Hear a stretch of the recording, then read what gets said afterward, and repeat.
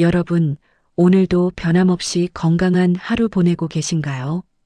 우리가 살아가면서 가장 큰 재산은 무엇보다 내 몸 건강이, 내 발로 마음껏 세상을 누비는 즐거움이 아닐까 싶습니다. 그런데 요즘 들어 부쩍 몸이 예전 같지 않다거나 뼈마디가 약해지는 느낌 때문에 고민하고 계시지는 않나요?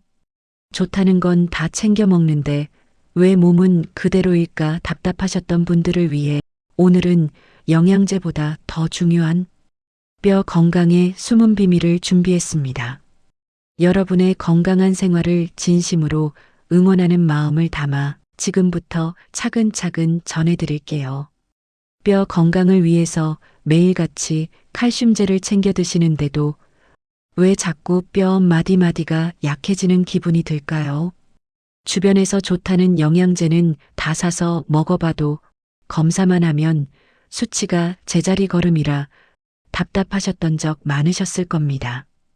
사실 뼈 건강의 핵심은 얼마나 많이 먹느냐가 아니라 먹은 것 중에 얼마나 내 몸에 제대로 흡수시키느냐에 달려 있습니다.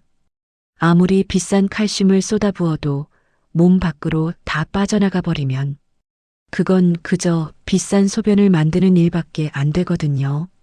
오늘은 우리가 그동안 놓치고 있었던 뼈 건강의 진짜 비밀, 바로 흡수율의 마법에 대해 깊이 있게 나누어 보려고 합니다. 우리가 흔히 먹는 칼슘은 사실 우리 몸에서 흡수하기가 굉장히 까다로운 영양소 중 하나입니다.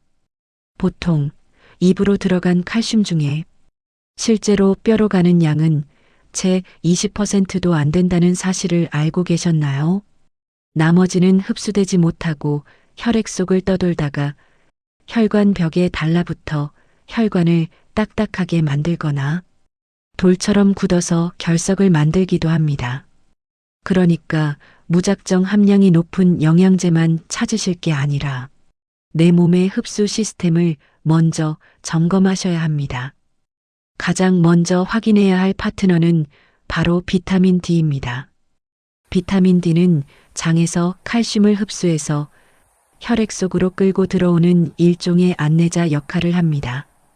그런데 우리 몸에 이 안내자가 부족하면 칼슘은 장 문턱도 넘지 못하고 그대로 배출됩니다.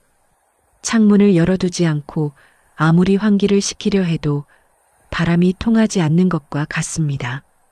그런데 여기서 끝이 아닙니다.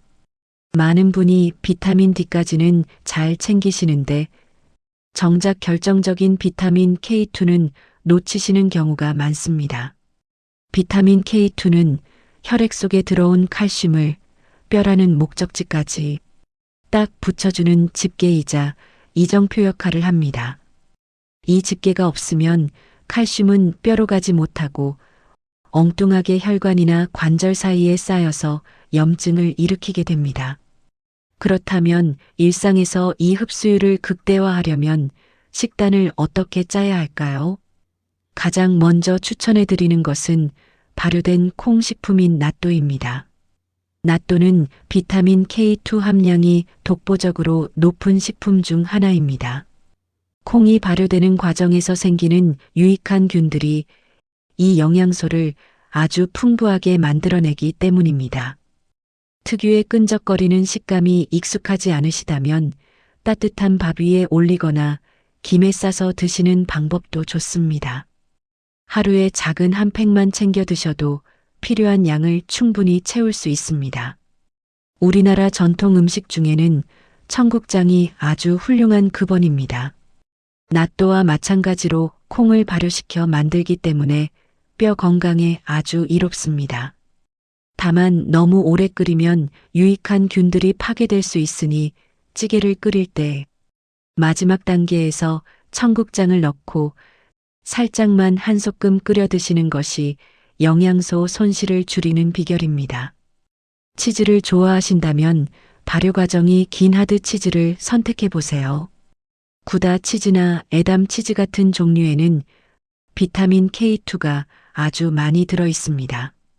간식으로 조금씩 잘라 드시거나 샐러드 위에 갈아서 얹어 드시면 맛과 건강을 동시에 잡을 수 있습니다.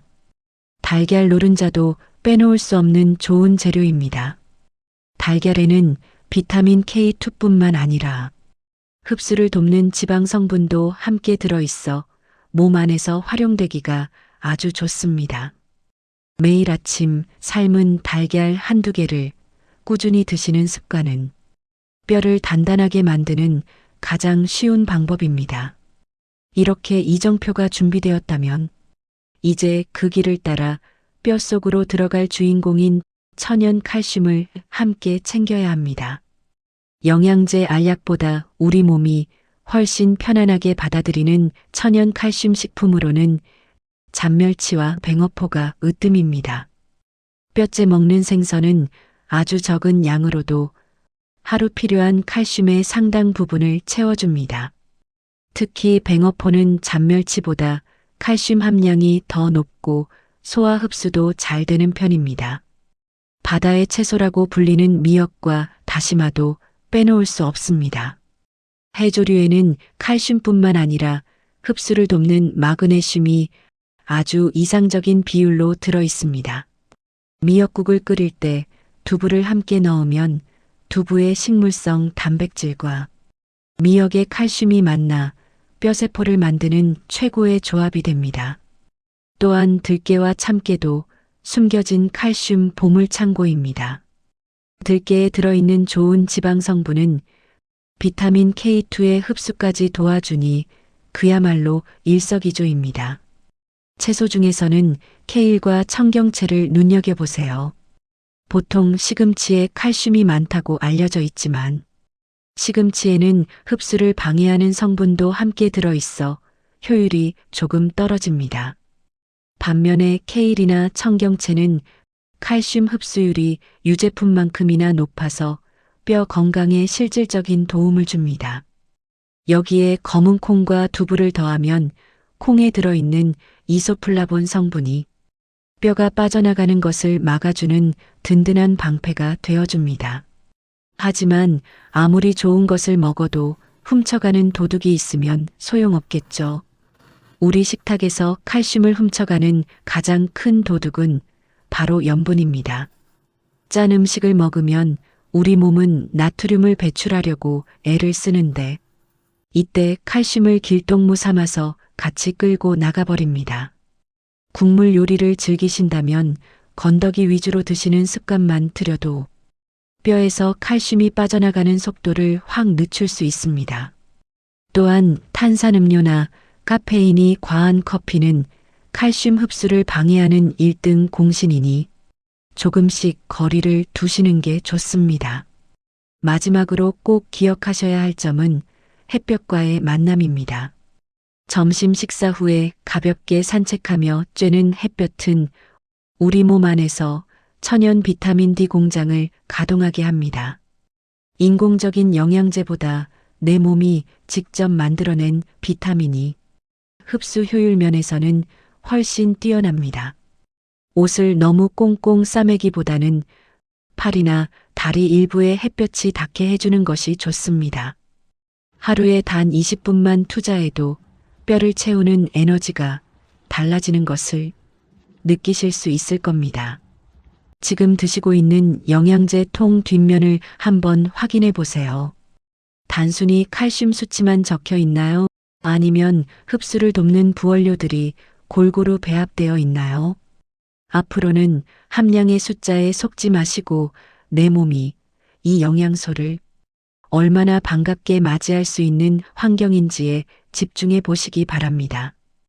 뼈는 한번 약해지면 다시 채우는데 시간이 오래 걸리지만 원리를 알고 제대로 관리하기 시작하면 분명히 단단해집니다. 오늘부터는 짠맛은 조금 덜어내고 햇볕은 더 가까이 하며 내 몸에 진짜 남는 영양 관리를 시작해 보시면 좋겠습니다. 여러분의 몸은 정직해서 노력한 만큼 반드시 튼튼한 결과로 보답할 것입니다. 오늘 전해드린 내용들 하나하나 기억하기 어렵다면 딱 한 가지만 기억해 주세요.